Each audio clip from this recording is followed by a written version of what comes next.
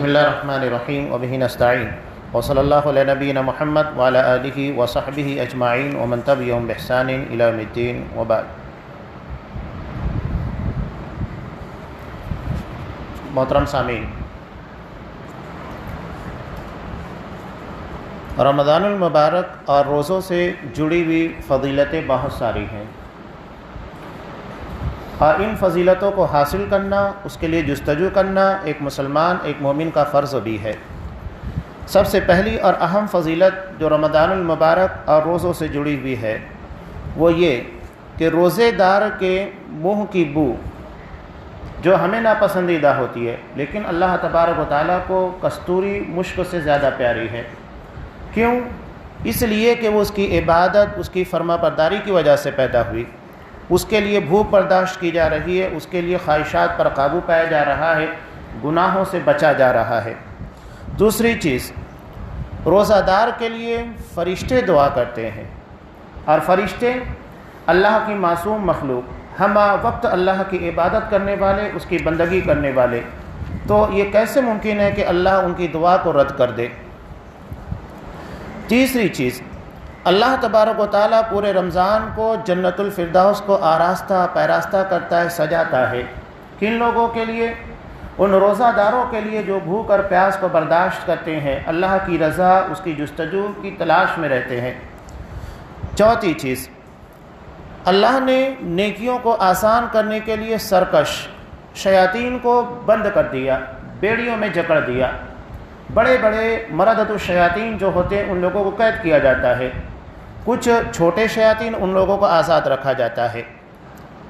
یہ ہماری نیکی کے معاملے اور نیکی کے جذبے کو ابھارنے کے لیے، تاکہ ہم زیادہ سے زیادہ نیکی کے معاملے میں آگے بڑھ سکیں۔ اس کے علاوہ روزوں کے تعلق سے نبی کریم صلی اللہ علیہ وسلم نے ارشاد فرمایا، حدیث قدسی ہے، اللہ تبارک و تعالیٰ نے کہا کہ ہر چیز کا اجر متعین ہے۔ ایک نیکی کا اجر کم سے کم 10 گنا، 10 گنا سے لے کر اخلاص کی بنیاد کے پر بڑھایا جاتا ہے، لیکن روزے کے تعلق سے اللہ نے کہا کہ الصوم لی وانا اجزی بہ، کہ حقیقت میں روزہ صرف میرے لیے ہے اور میں ہی اس کا جو بدلہ ہو سکتا ہے وہ دوں گا۔ اللہ نے یہاں پر روزے کے اجر کا تعین نہیں کیا کہ ایک روزے کا آپ کو کتنا ثواب ملے گا، بلکہ کہا کہ یہ خالص میرے لیے۔ آپ نماز پڑھتے ہیں، حج ادا کر رہے ہیں، قربانی کر رہے ہیں، قرآن مجید کی تلاوت کر رہے ہیں، یہ ایسی عبادتیں ہیں جو لوگوں کی نظر میں آتی ہیں، لیکن آپ کی بھوک پیاس، گناہوں سے رکنا، جذبات پر قابو پانا، یہ سب ایسی عبادت ہے جو آپ کے اور اللہ کے درمیان ہوتی ہے۔ اس لیے اللہ نے کہا کہ اس کا بدلہ صرف میں دوں گا، اور اس میں برداشت کا، صبر کا مظاہرہ ہے۔ قرآن مجید نبی کریم صلی اللہ علیہ وسلم نے کہا کہ روزہ ڈھال ہے۔ ڈھال کا مطلب گناہوں سے روک دینے والا۔ آپ کوئی بھی غلط کام کرنے جا رہے ہیں، روزہ آپ کو روک دیتا ہے۔ آپ صلی اللہ علیہ وسلم نے کہا کہ اگر روزے کی حالت میں کوئی تم سے بدتمیزی کرے تو اس کو کہو کہ انی صائم، میں روزے دار ہوں، رکا ہوا ہوں، یعنی تمہاری غلط بیانی، بدتمیزی کا جواب میں غلط طریقے سے نہیں دے سکتا، تو روزہ آپ کو روک دیتا ہے۔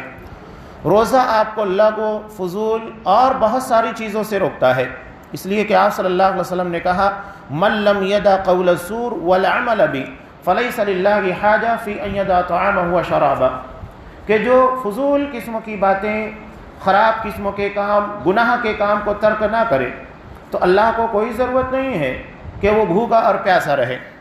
بھوک پیاس کی ضرورت نہیں ہے، بلکہ اس کے ذریعے جو پیغام دیا جا رہا ہے گناہوں سے رکنے کا، وہ اصل پیغام ہے، اس کے پر ہمیں قابو پانا چاہیے۔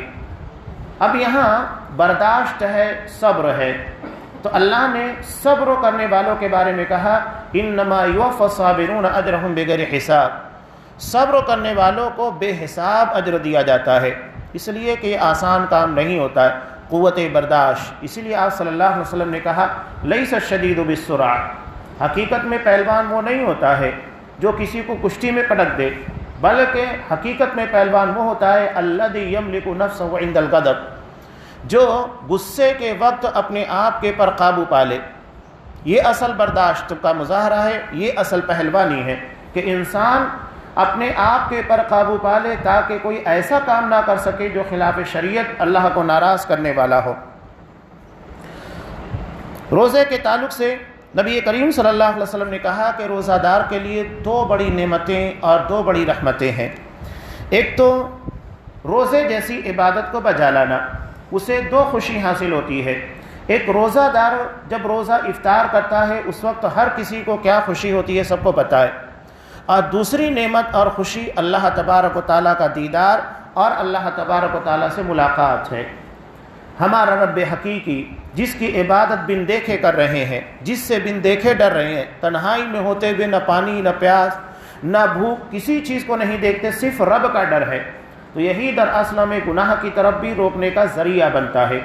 ایک بات یاد رکھیے گا کہ انڈا دو طریقے سے ٹوٹتا ہے، اگر آپ اسے پٹخ دیں یا اوپر سے توڑ دیں تو ٹوٹ جاتا ہے، اور دوسرا یہ کہ اندر سے اگر وہ خراب ہو جائے، اوپر سے صحیح سالم دکھتا ہے لیکن اگر اندر سے وہ خراب ہو جائے، گندا ہو جائے تو کسی کام کا نہیں رہتا۔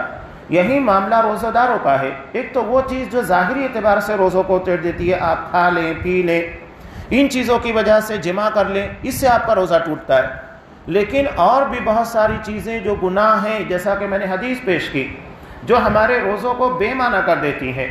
آپ روزہ رکھنے کے بعد گناہ ترک نہ کریں، غیبتیں، چغلیاں، دیگر ساری فضول قسموں کی باتیں، تو آپ کا روزہ بظاہر لگ رہا ہے کہ آپ روزے دار ہیں، لیکن اندر سے اس کے اجر و ثواب کو ضائع کر دیتا ہے، صرف آپ کی بھوک پیاس رہ جاتی ہے۔ تو اپنے روزوں کی حفاظت کیجیے، اسے ضائع نہ ہونے دیجیے۔ اللہ تبارک و تعالیٰ سے دعا ہے کہ پروردگار ہمارے روزوں کو جس طرح اللہ نے حکم دیا ہے، نبی کریم صلی اللہ علیہ وسلم نے بتایا، اس طریقے کے پر روزہ رکھنے کی توفیق عنایت فرمائے۔